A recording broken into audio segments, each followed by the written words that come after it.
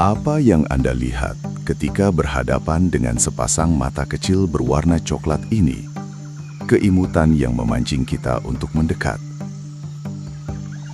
Atau Anda tahu, di dalam hutan tempat ia tinggal, beruang madu adalah mesin pertahanan diri yang dirancang untuk bertahan hidup, bahkan jika itu berarti harus menyerang kita. Lupakan anggapan bahwa makhluk kecil ini adalah boneka hidup. Di dalam hutan belantara yang keras di Borneo dan Sumatera, ia adalah salah satu makhluk yang paling dihormati dan paling ditakuti. Kisah tentang predator yang sering disalahpahami ini dimulai dari sini. Kita akan menggali mengapa makhluk ini tidak pernah boleh diremehkan.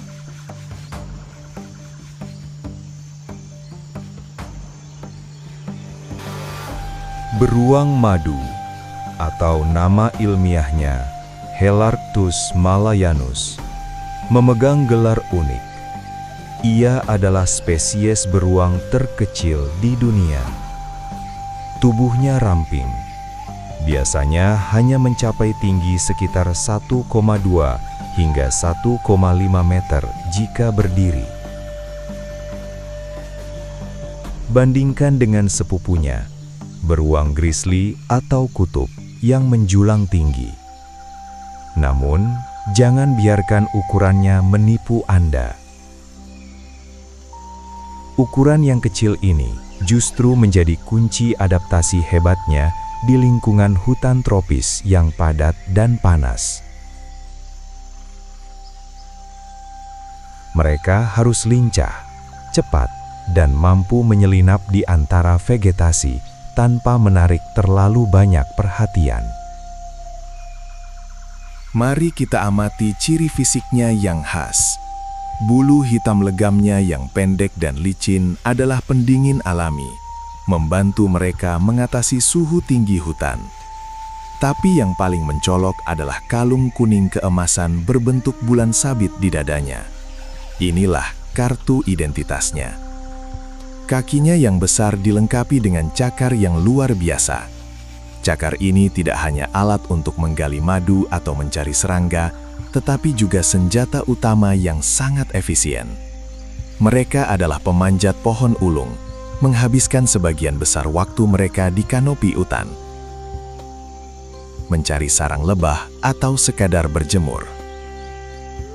Meskipun ukurannya kecil, beruang madu memiliki reputasi sebagai salah satu yang paling agresif saat merasa terancam. Ini adalah poin krusial yang sering dilupakan. Di alam liar, beruang madu umumnya akan menghindari konfrontasi dengan manusia. Tetapi ketika seekor betina melindungi anaknya, atau ketika mereka terpojok dan ketakutan, naluri bertarungnya langsung aktif. Mereka tidak kabur, mereka menyerang. Rasa takut itulah yang membuat mereka berbahaya. Mereka tahu hutan adalah milik mereka, dan mereka akan mempertahankannya dengan segenap tenaga. Selain cakar dan gigi taring, beruang madu memiliki senjata lain yang unik. Lidahnya. Lidahnya bisa menjulur hingga 25 cm. Sebuah adaptasi yang sempurna untuk misi utamanya, memakan madu dan serangga. Bayangkan lidah sepanjang penggaris sekolah, mampu menjangkau setiap larva semut di celah-celah kayu mati, atau menguras sarang lebah yang sulit dijangkau. Lidah ini bukan sekadar alat makan. Ini adalah evolusi sempurna yang memungkinkan mereka mengakses sumber nutrisi yang tidak bisa dijangkau predator lain di hutan yang sama.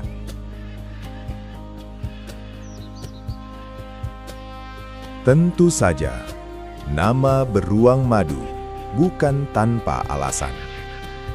Mereka memiliki kecintaan yang ekstrim terhadap madu.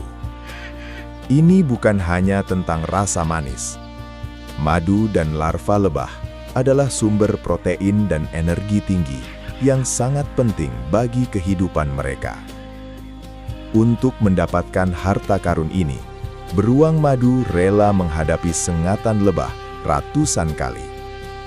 Kulit mereka yang tebal dan bulu yang lebat memberikan perlindungan yang memadai, memungkinkan mereka untuk merobek sarang lebah yang tersembunyi di batang pohon tanpa merasa terganggu. Obsesi terhadap madu ini adalah legenda di kalangan masyarakat lokal. Beruang madu adalah arsitek hutan yang sangat penting. Peran mereka jauh lebih besar daripada sekadar mencari madu. Saat mereka menggali tanah atau merobek kayu mati untuk mencari serangga, mereka secara tidak sengaja mengaduk tanah, membantu aerasi, dan menemukan benih yang tersebar. Lebih lanjut, mereka adalah penyebar benih yang ulung. Ketika mereka memakan buah-buahan, biji-biji yang tidak tercerna akan dikeluarkan di tempat lain, membantu regenerasi hutan. Tanpa beruang madu, kesehatan hutan tropis akan terancam. Mereka menjaga keseimbangan yang rapuh ini. Di hutan, beruang madu umumnya adalah makhluk soliter. Mereka hidup menyendiri dan hanya berinteraksi saat musim kawin atau ketika induk merawat anaknya. Kehidupan soliter ini mengurangi persaingan makanan dan memungkinkan mereka menguasai wilayah jelajah yang cukup luas. Mereka sangat teritorial. Meskipun mereka tidak secara aktif menandai wilayah seperti harimau, pertemuan tiba-tiba antara dua beruang madu jantan dewasa bisa berujung pada perkelahian yang brutal dan sengit. Di hutan, mereka adalah tuan rumah yang tidak suka kedatangan tamu tak diundang. Habitat utama beruang madu membentang melintasi Asia Tenggara. Namun populasi paling signifikan berada di hutan hujan Indonesia, khususnya Kalimantan, Borneo, dan Sumatera. Hutan yang mereka sukai adalah hutan primer dataran rendah.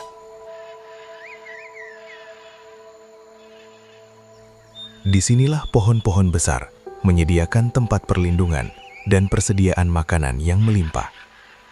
Sayangnya, hutan-hutan inilah yang juga menjadi target utama deforestasi, membuat beruang madu semakin tertekan dan terpaksa bergeser ke kawasan yang lebih marginal.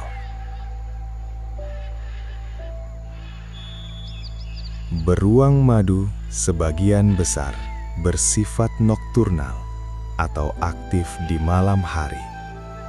Di saat matahari terbenam, hutan menjadi arena mereka berburu. Mereka menggunakan indera penciuman yang luar biasa untuk menemukan makanan. Baik itu sarang rayap, kumbang, atau buah-buahan yang jatuh. Aktivitas malam hari ini adalah strategi bertahan hidup. Ini membantu mereka menghindari panas terik siang hari dan juga mengurangi peluang bertemu dengan predator yang lebih besar. Meskipun beruang madu dewasa hampir tidak memiliki predator alami selain manusia. Ironi terbesar dalam kisah beruang madu adalah bahwa daya tarik mereka, keimutan mereka, secara tidak langsung menjadi bumerang. Namun, ancaman terbesar datang dari kehilangan habitat.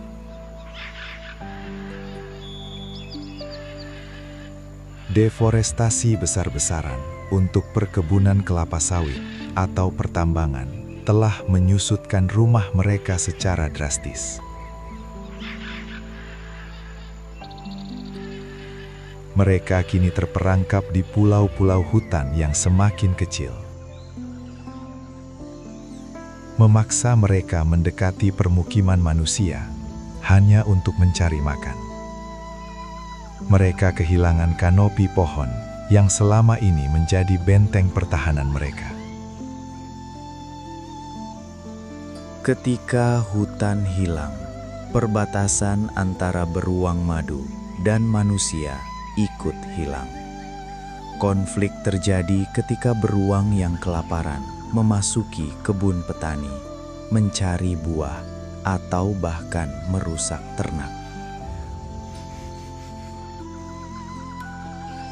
Mereka adalah penyintas sejati, sebuah bukti kehebatan evolusi dalam lingkungan hutan tropis yang keras dan kompetitif. Konservasi beruang madu memerlukan upaya multi pihak. Yang pertama dan terpenting adalah edukasi. Kita harus berhenti melihat mereka sebagai hewan peliharaan lucu dan mulai menghormati status mereka sebagai satwa liar penting. Dukungan terhadap pusat rehabilitasi dan konservasi yang berfokus pada beruang madu, seperti di Borneo, sangat penting.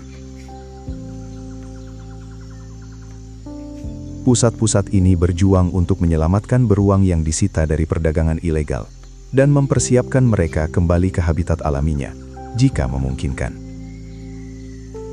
Mengurangi konflik manusia beruang juga membutuhkan solusi di tingkat komunitas. Ini melibatkan pelatihan bagi masyarakat yang tinggal di sekitar hutan tentang cara mengelola sampah dengan benar, memasang pagar yang aman, dan memahami perilaku beruang. Ketika masyarakat memahami bahwa beruang tidak sengaja menyerang, tetapi hanya bereaksi terhadap ancaman atau kelaparan, maka solusi hidup berdampingan yang berkelanjutan dapat ditemukan. Toleransi adalah kunci utama dalam hubungan ini. Kita harus mendukung upaya melawan pembalakan liar dan deforestasi yang tidak berkelanjutan. Hutan adalah sumber kehidupan bagi beruang madu dan juga bagi kita. Melindungi habitat mereka adalah investasi jangka panjang untuk kesehatan ekosistem planet kita secara keseluruhan. Kita memiliki tanggung jawab untuk memastikan bahwa kalung emas di dada mereka tidak hanya menjadi kenangan. Mari kita pastikan bahwa generasi mendatang masih bisa menemukan keajaiban liar ini, dan bahwa kita telah belajar untuk menghormati sang penguasa kecil hutan tropis. Karena di alam liar, keimutan hanyalah ilusi, dan bertahan hidup adalah segalanya.